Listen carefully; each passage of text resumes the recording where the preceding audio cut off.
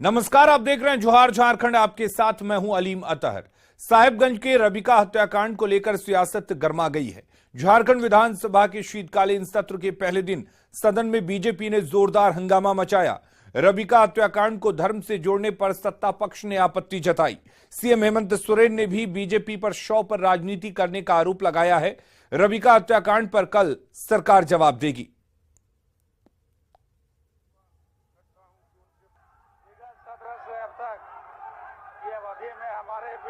प्रदीप यादव जी, इनकी बातों का पूरा विवरणी के साथ बोलने का भी मौका आता है और समय भी है।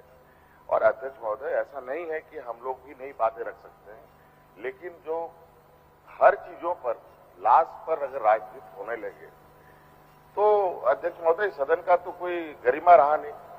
और जिस तरीके से ये शोक प्रस्ताव पेश करते हैं, शोक प्रस्ताव नहीं बल्कि शोक मृत जनों पर ये राजनीति करना चाहते हैं अध्यक्ष महोदय।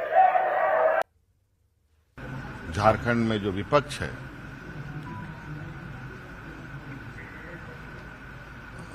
वो किस तरीके की राजनीति करने का प्रयास कर रहा है या यही इनकी राजनीतिक उद्देश्य है। देश में घटनाएं रोज होती हैं, नामचीन लोग हैं,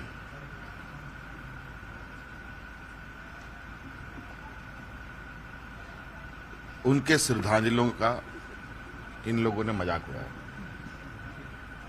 साहिबगंज की घटना को लेकर आप कहा? साहिबगंज की घटना क्यों? क्या दिल्ली में घटना नहीं घटा? क्या मध्य प्रदेश में घटना नहीं घटा? क्या यूपी में घटना नहीं घटते?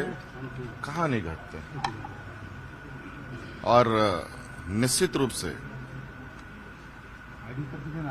मुझे लगता है इस ऐसे आज के दिन में जो समाज में विकृतियां फैल रही हैं, ये हर समाज के लिए चिंता का विषय है। मेरा ये मानना है कि इस तरीके की घटनाएं वर्तमान समाज के अंदर जो एक बड़ा घर बनाने की प्रयास है, उसे कुचलने का पुरजोर प्रयास होना चाहिए। साहिबगंज के रबिका हत्याकांड को लेकर चल रहा आरोप प्रत्यारोप का दौर थमने का नाम नहीं ले रहा है। मंत्री आलमगीर आलम ने दोषियों को कड़ी सजा देने के साथ ही विपक्ष पर राजनीति करने का आरोप मढ़ दिया, तो कांग्रेस ने भी विपक्षी विधायकों पर मर्यादा तोड़ने का आरोप लगाया।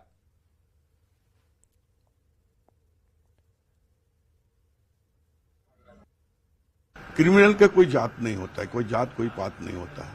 मुझे लगता है कि सारी चीजों को सभी सदस्य को गंभीरता से लेना चाहिए और हम जिस लिए चुनकर आते हैं कि जनता की समस्या का समाधान करने के लिए, अपने क्षेत्र का विकास करने के लिए जो समस्या निष्पादन है वो करें। जहां तक घटना जो घटी है हृदय विदारक है, हम इसका घोर निंदा करते हैं। मेरे पास कोई ऐसा शब्द नहीं जो हम कैसे इसका निंदा करें। और दोषी जो व्यक्ति है, जो लोग भी हैं, उसको कड़ी से कड़ी सजा दे ताकि दोबारा इस तरह का हरकत करने के कोई भी जो है आगे नहीं बढ़े। हमारी सरकार उसमें तत्पर है और हम लोग हमारे प्रशासन तत्पर है। सारे परिवार को गिरफ्तार कर लिया गया है। क्या उत्तर प्रदेश में नहीं घटना घटती है क्या?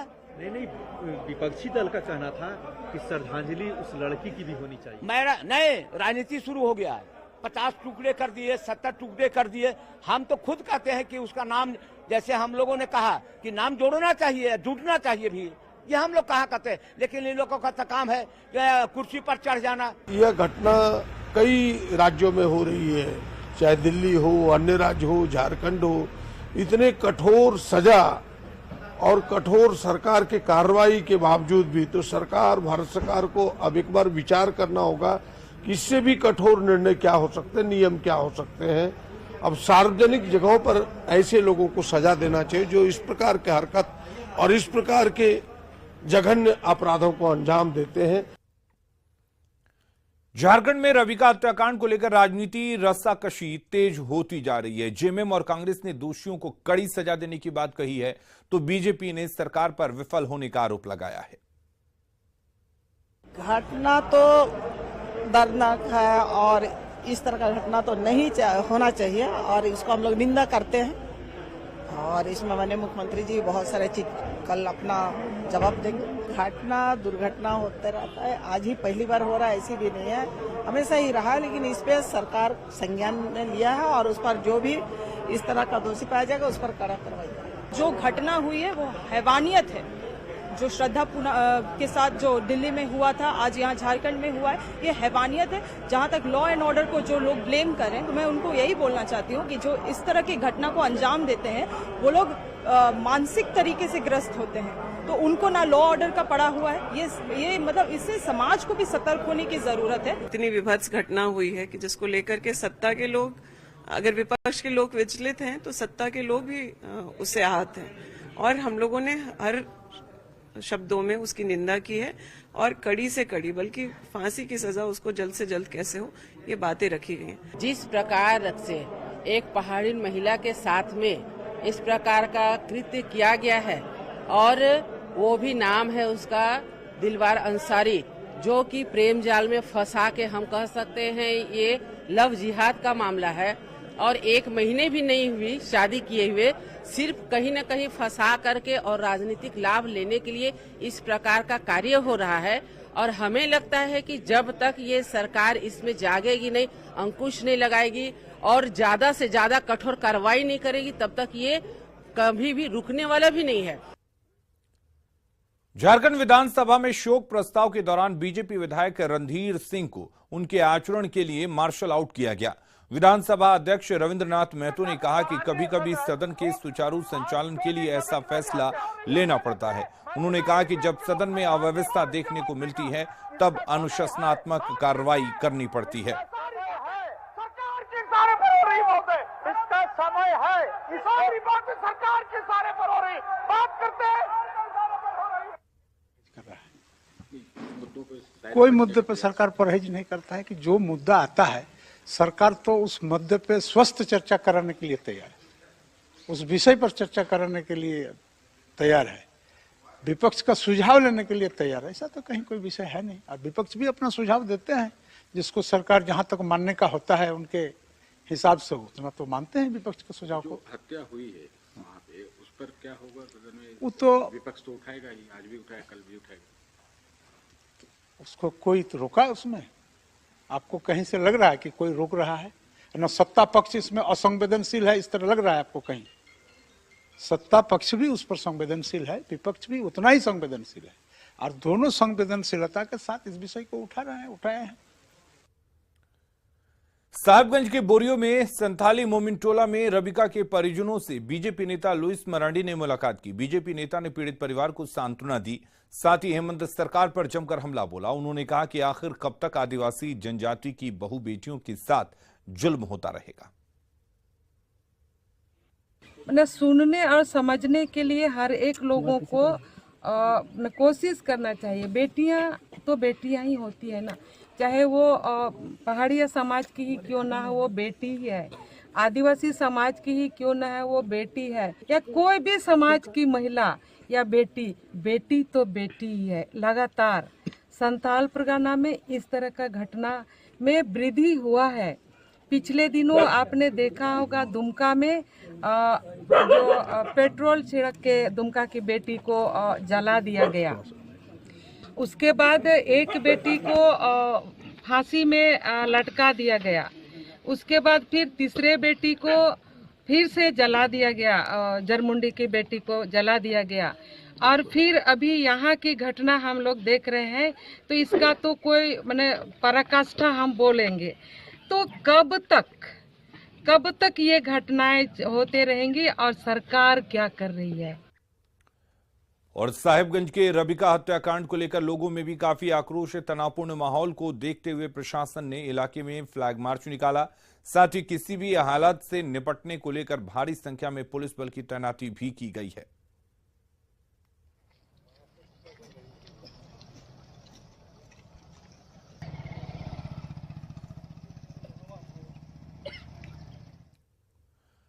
खबर कांके थाना क्षेत्र में, जहां महिला की हत्या की खबर से खलबली मच गई है। दरअसल महिला के सिर को बुरी तरह से पत्थर से कुचला गया है, वहीं गले पर भी जख्म के निशान है। इस मामले में पुलिस ने फिलहाल शव को अपने कब्जे में ले लिया है और अनुसंधान में जुटी हुई है।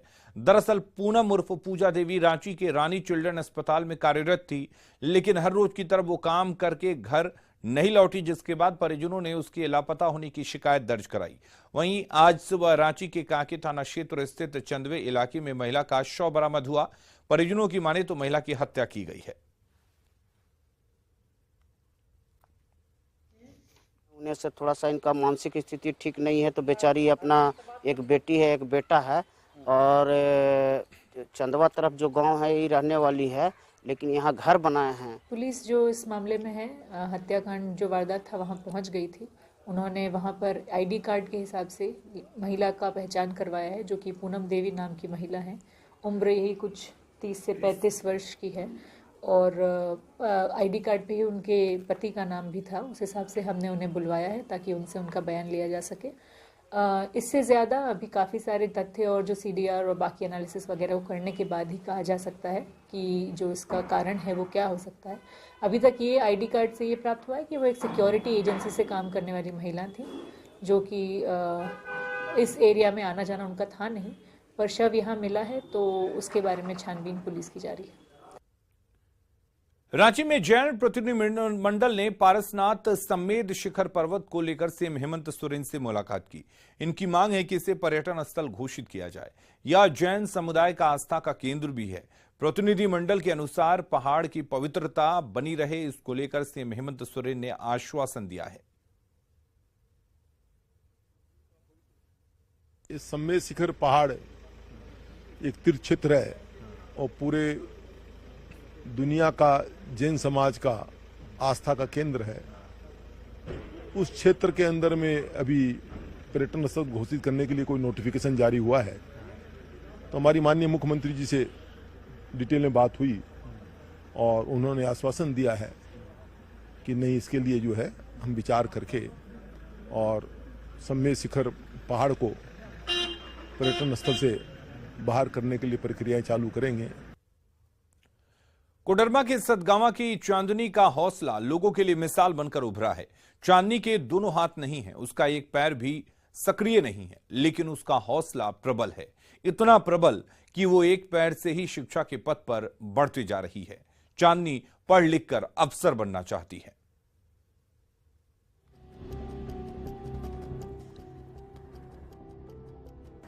साहस आगे बढ़ने की शक्ति नहीं, बल्कि शक्ति न होते हुए आगे बढ़ना साहस है।